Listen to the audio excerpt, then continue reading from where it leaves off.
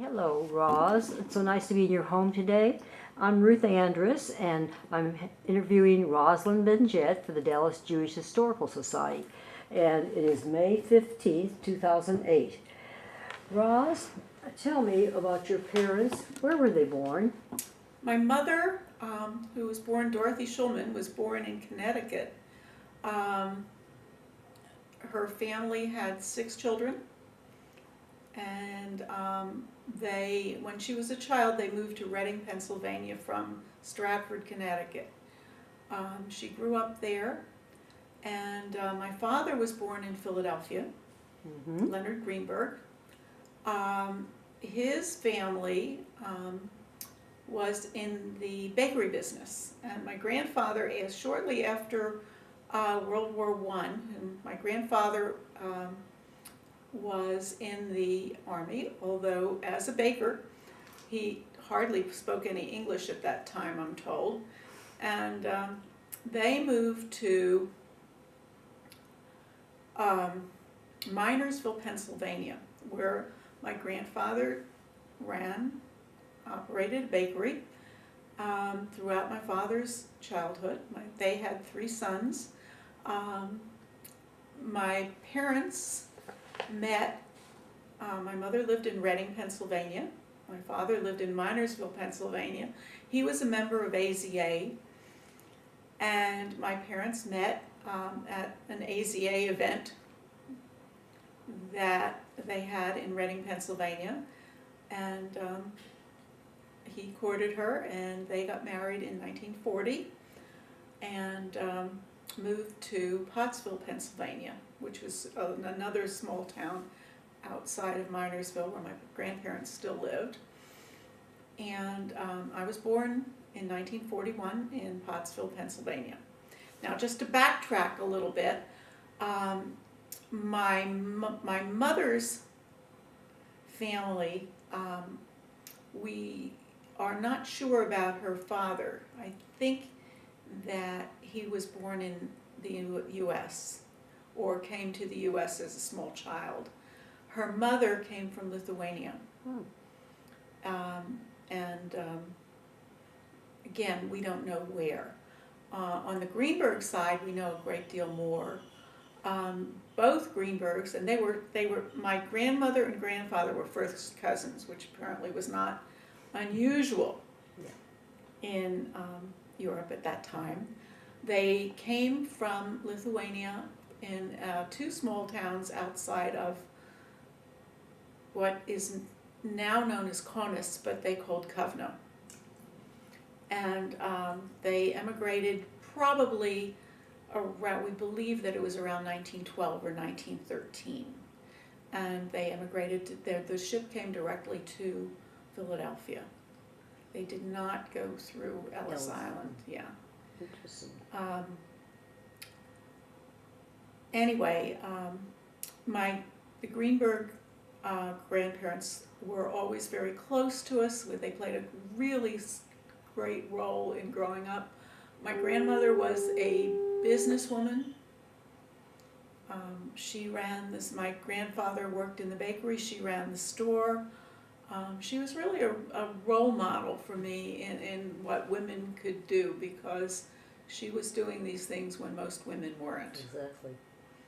What about your father? Did he go to the bakery business or not? My father got married. My parents were married very young. Like what? I think they were both 20 or 21. 21, I think. As you were? As I was, yes. My father was not really sure what he wanted to do. He was working, he had opened a hosiery store. Nylons were pretty new in those days. And then shortly after they were married, World War II began, and you couldn't get hosiery. Yes, and so what happened? So Go ahead. he took a job working in a defense plant. until he was drafted, and my father went into the Navy during World War II. And he was eventually sent to Hawaii, but this was well after Pearl Harbor. Okay. So he was there after 41 in the Navy, right? He was there after 41 in the Navy, and never saw any action, but was there until just about the close of the war. In the meantime, I have two brothers. His pause. I got somehow I missed. Okay. I have two brothers. One is Roger, who's 2.5 years younger, and Stuart, who's 3.5 years younger. And today, Roger lives in Greeley, Colorado, and Stuart lives in the Philadelphia area. So you keep in touch, that's nice. We sure do. And so when you were married at 21, and I understand you were a French and English teacher, tell us about that, and from where? Did you graduate? I graduated from Beaver College, which is today called Arcadia University. It was an all-female school in those days, outside of Philadelphia, small graduating class of about 200, 250. I was a French major because I admired my high school French teacher. My family really didn't have the money to send me to France to study, so I never really got native fluency, but I was good enough to teach 7th grade French. And my first job was teaching 7th grade French and English in the Philadelphia area, in a junior high school. And To back up, where did you go to elementary school and high school? After World War II, when my father came home from the service, he went into the hosiery business again, and he started a hosiery factory. But he started it in Reading, Pennsylvania, where my mother's family had lived, and we moved the family to Reading, Pennsylvania. And that was where I went to elementary school, and also through junior high and some of high school. My father was not a good businessman. He started a hosiery business which made hosiery with seams right when seamless hosiery was coming out. No. And the business didn't work out. Then he decided that he was going to go into TV was new. He was an early adopter of all kinds of things, and he went into TV repair. But again, although it probably could have been, my father was not a good businessman. And eventually he decided to go into business with his family in the bakery business, which my grandparents were now running in Philadelphia. And while I was in high school, the family moved to the Philadelphia area. And I graduated from high school at Haverford Township High School in the Philadelphia area, and went on to college from there. You mentioned the influence that was so strong with your grandparents. Did they ever actually live with you, or just close by? They lived close by. When the family moved to the Philadelphia area, they lived a block away. And when I was a teenager, if I ever I had one of those little blow-ups that little girls have with their mothers, I always walked down the street and told all my troubles to my grandmother. Oh, that's beautiful. Did your grandparents or even your parents, what kind of Jewish identity did they present you with or let you model after? We celebrated most of the important holidays. We were not really regular attendees at synagogue. My parents liked one particular rabbi that we had in Reading when I was a child, and they went to hear him. My father especially liked it when he talked about the Baal Shem Tov and told stories like that. obviously because my grandparents ran a Jewish bakery, most of the customers were Jewish, as well as the trades that they dealt with, selling products to Jewish bakeries and things like that, Jewish delis and places like that. But my family was not really religious. My mother didn't really keep kosher strictly, although her mother had. Mm-hmm. And to this day, she's very conscious of what is and is not kosher, and she's now 89 years old. Your mother. My mother, yeah. Did you attend Sunday school, or did Yes, you? I attended Sunday school and Hebrew school. Learned how to read Hebrew. Was it a what kind was it? It was an Orthodox congregation, but in those days, Orthodox was different than it is today. In what way? I think the men and women sat together in services. The girls and boys learned the same thing in Hebrew school. We weren't,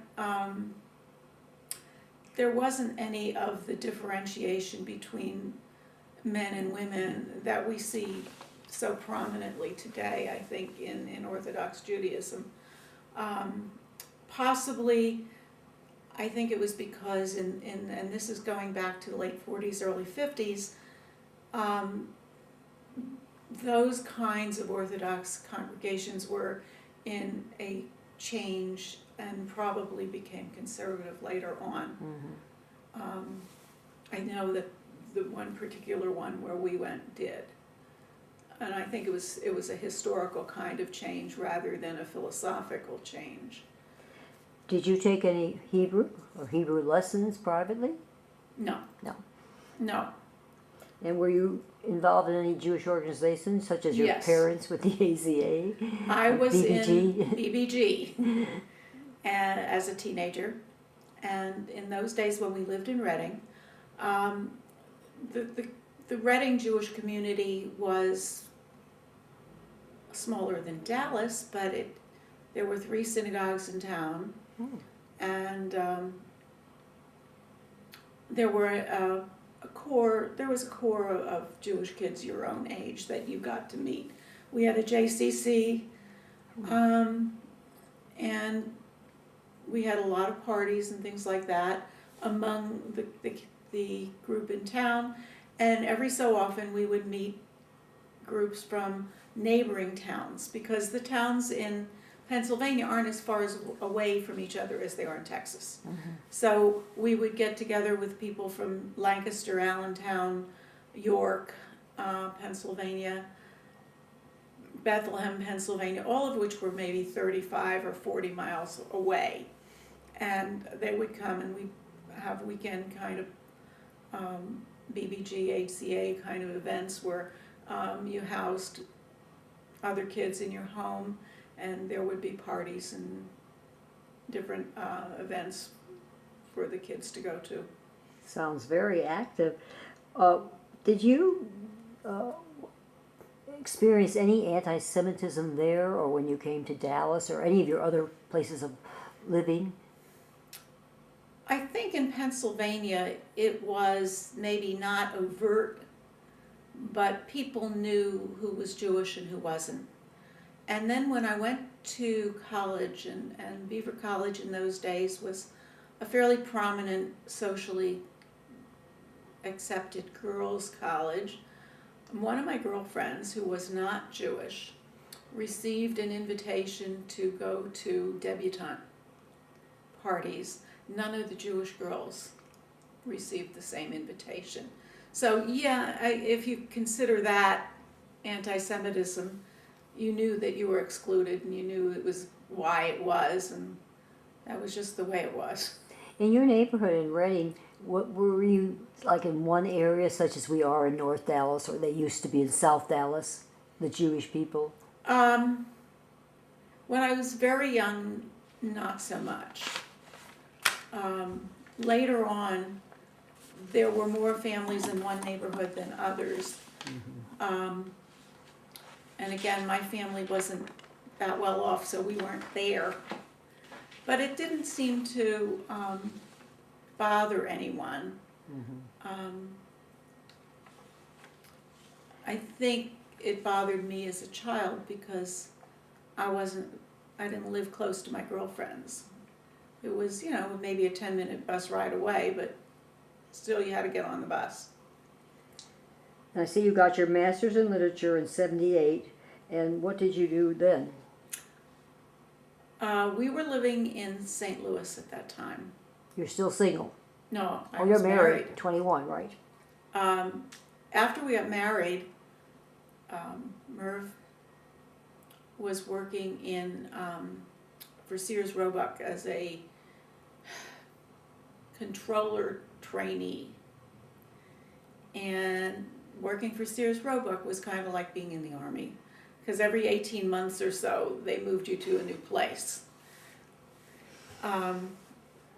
So in a very short time, he had been in about 4 different places, and at one point we owned 2 houses, couldn't afford either one of them, but we did anyway.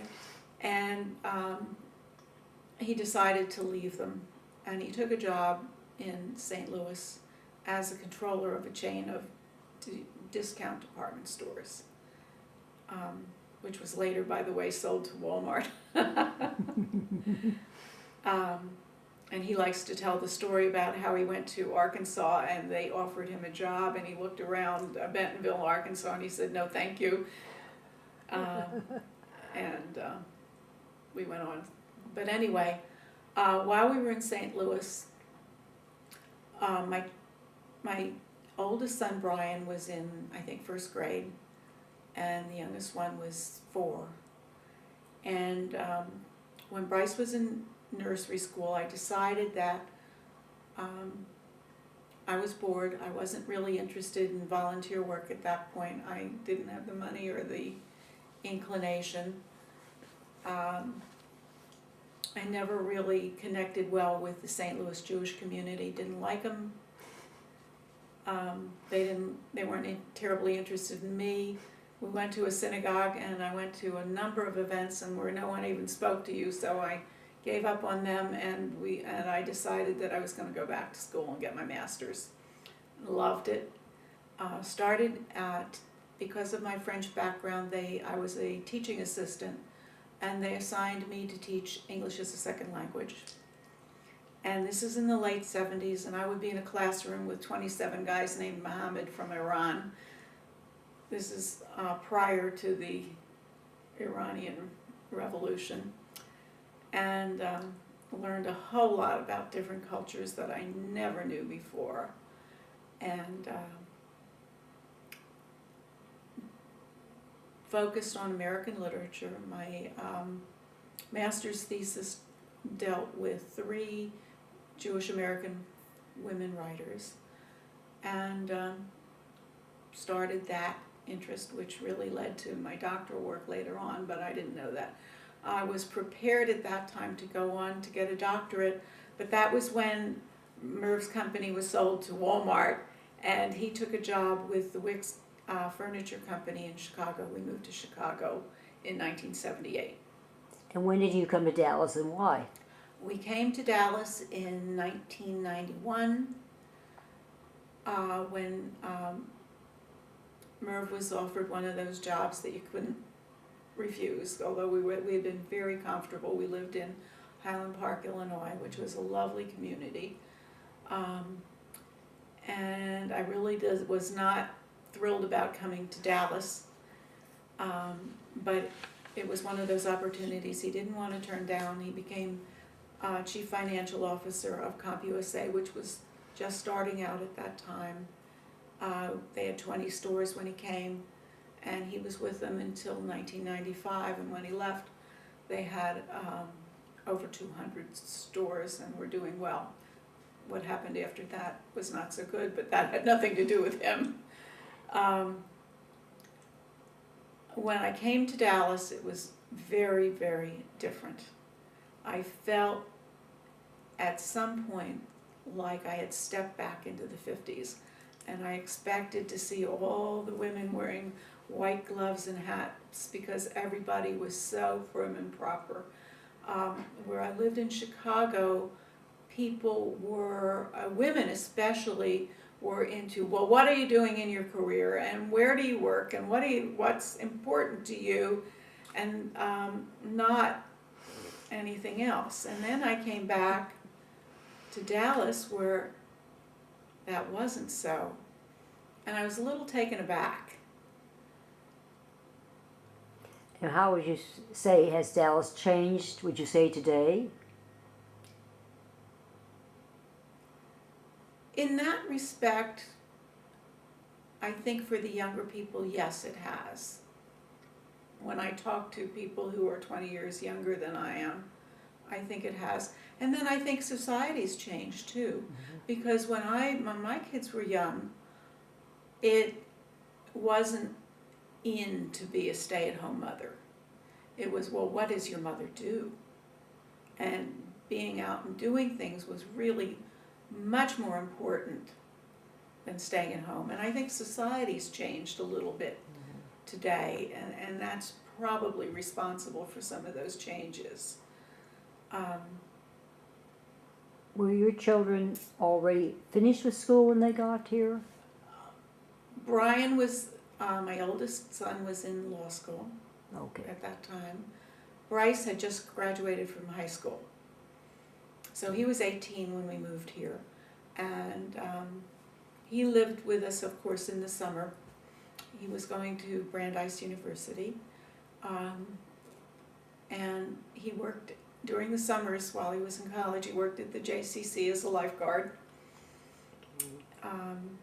Brian, when he finished law school, lived here for a year. He had a clerkship with a Dallas judge, Judge McGuire, for a year. But he had already met his wife, who was living in Washington, D.C., and he said no, he didn't want to live in Dallas, and he moved to Washington, took a job there. Bryce continued to come back, and he decided to go to law school at UT. Fell in love with Austin immediately, calls it his spiritual home, and he and his family today live in Austin. That's great. What synagogue did you attend, or do you now? Shearith Israel. Which is a conservative synagogue. It's a conservative synagogue. I'm active in sisterhood. I'm currently the community vice president, and I've taken on, and I don't know how this will work out, but I am the regional editor of the newsletter that's going to be happening with a newly formed region, which will include everywhere from, I think, Calgary and Winnipeg through Texas, the entire middle section of the country and Canada. Of conservative? Of conservative congregations, yes. Wonderful. What about some of your other charity work? Soon after I moved to Dallas, I took a course at UTD, and I enrolled in my PhD work. And one of the courses I took was a drama course. And I'd always really liked it a lot. And I decided that I really would like to see what was going on in local theater. And our local theater was then called the Addison Center Theater. And I volunteered there and went onto the board and helped them with fundraising and different events. A few years later it became Water Tower Theater, and today I think it's one of the finest local theaters in the city. And all their productions, they don't do traveling shows, all of their productions are locally produced and use, for the most part, local actors. And they've won several Raven Awards. Many Raven Awards, yeah. Well, you've seen it grow. You've really seen it. I've seen it grow a lot. Exciting. Well, I know how active you've been in the Dallas Jewish Historical Society, but you tell me.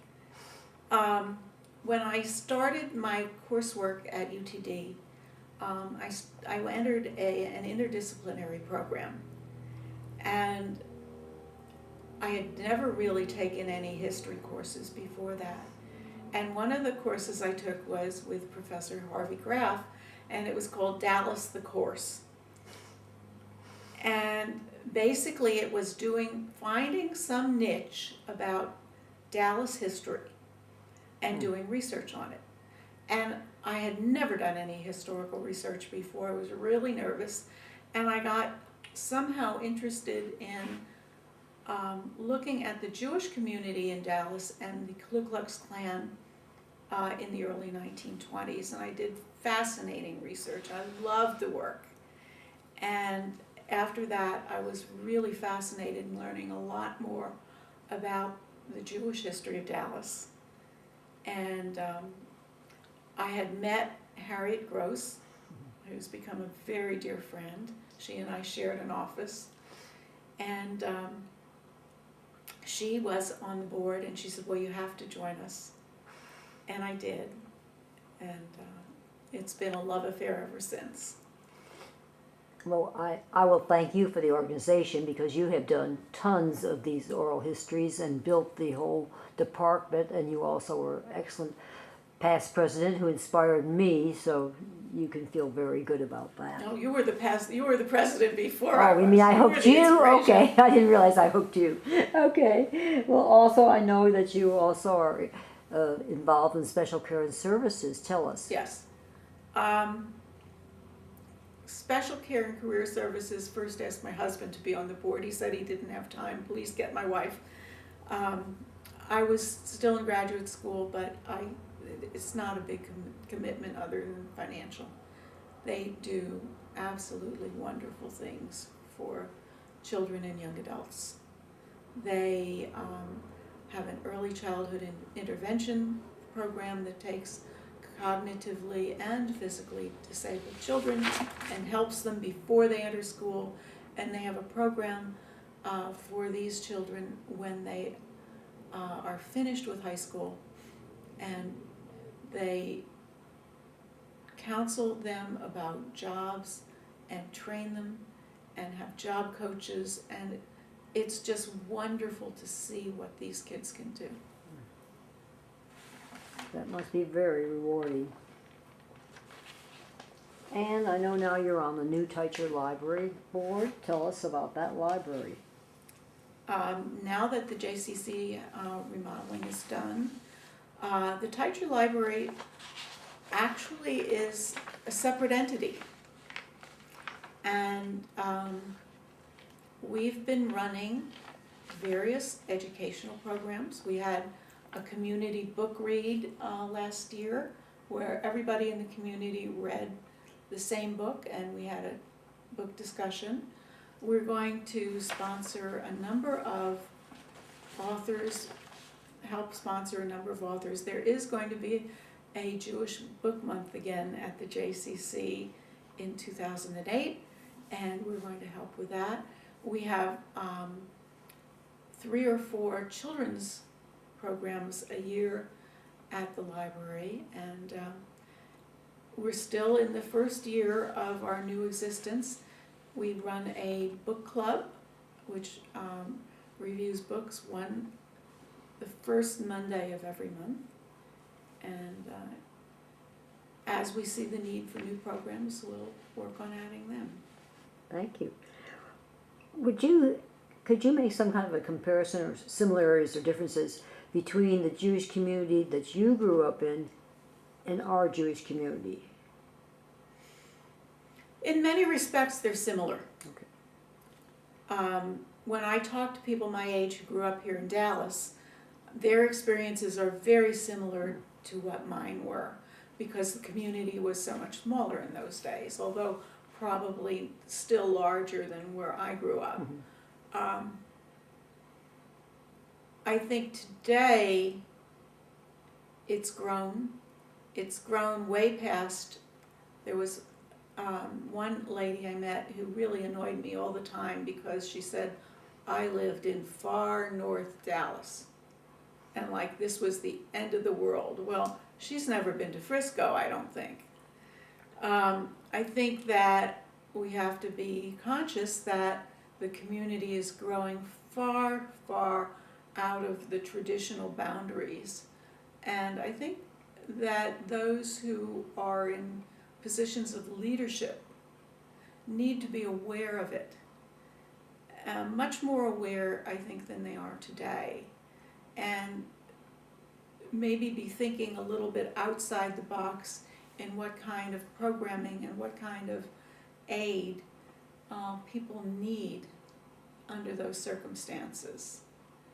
And I'm not sure that we're always on the right key there. And I do know there are small temples in the far communities. As far as Frisco, do you know if they have a I temple? believe they have a small group now, yes. That's good. Tell me, what would you consider, you have many, but what would be your most satisfying, say, accomplishment in your life? I think it was the PhD work that I did. I started in '92.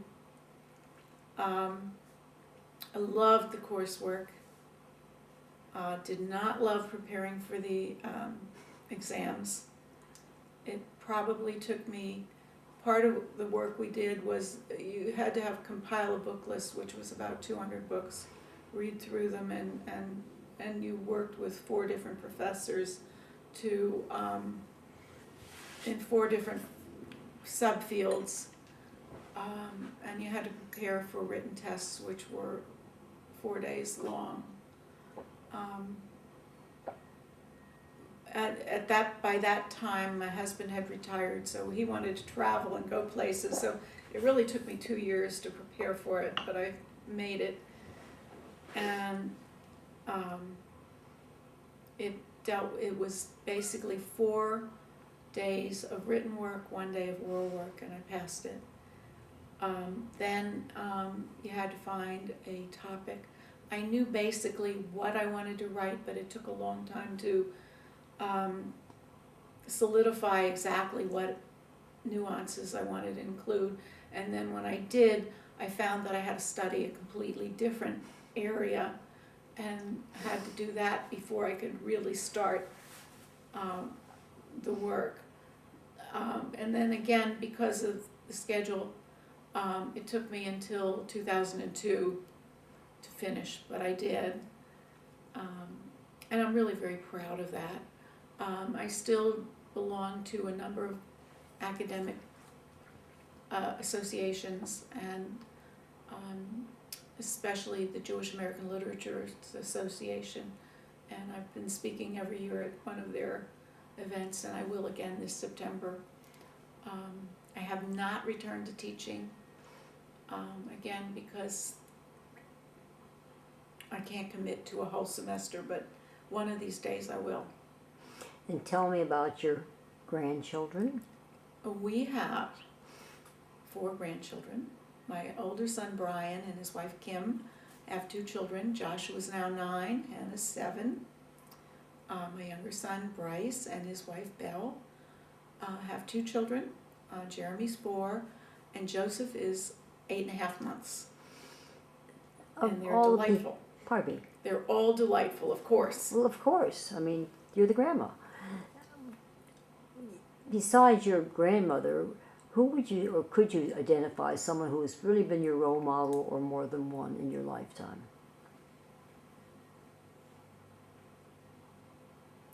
I was very close to my first dissertation advisor, Harvey Graff, who took another job in the middle, and I had to change, but he influenced a lot of the way I think about what I read. And the other influence is my husband, who's also my best critic, and an extremely logical thinker. Is there anything else you'd like to add?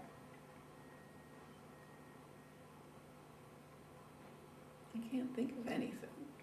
Well, thank you. It's been delightful, and I really appreciate it, and so does the Dallas Jewish Historical Society. Thanks again, Roz. This one is my grandparents, Bessie and Isidore Greenberg. We're not sure, but we think this is probably their wedding picture, which would place it somewhere around 1916 or I think 1917. Okay.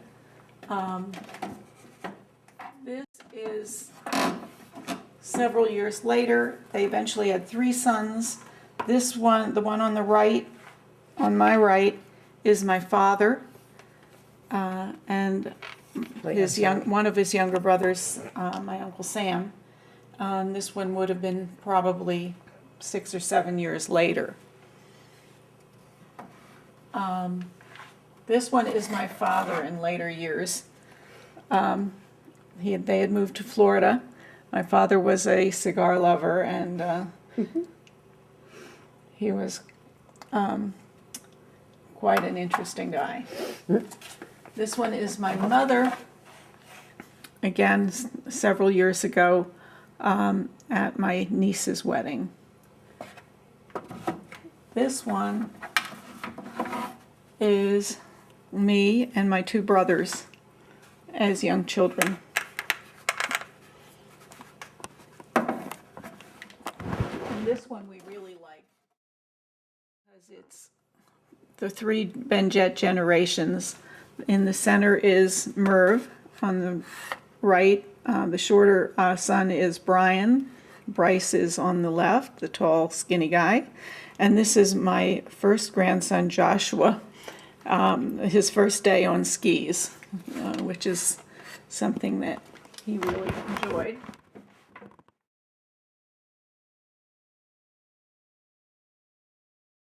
This is Brian, my older son, and his wife, Kim. Brian's now an attorney with the Signet Corporation. He's vice president of litigation.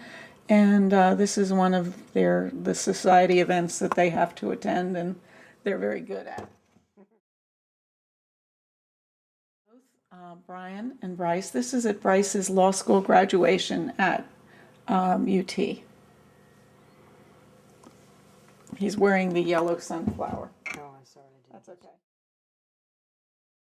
This one is my son Bryce's wedding. Merv's here. I'm here. It's my mother, Brian, Bryce and his wife Belle, Brian's wife Kim, and the 2 children Joshua and Hannah. What year? This was 2002. Got it. Pause. And here are the children. Just a second. Okay. This is Joshua, he's 9. Hannah, she's 7. Jeremy is 4. And baby Joseph is 8.5 months. And he's a real pudgy cutie. Perfect. Perfect. I love this. Is Brian and Kim at their wedding, and which was in 1996. And you just saw another one of them recently. Okay, pause. We've got 5 seconds, girl.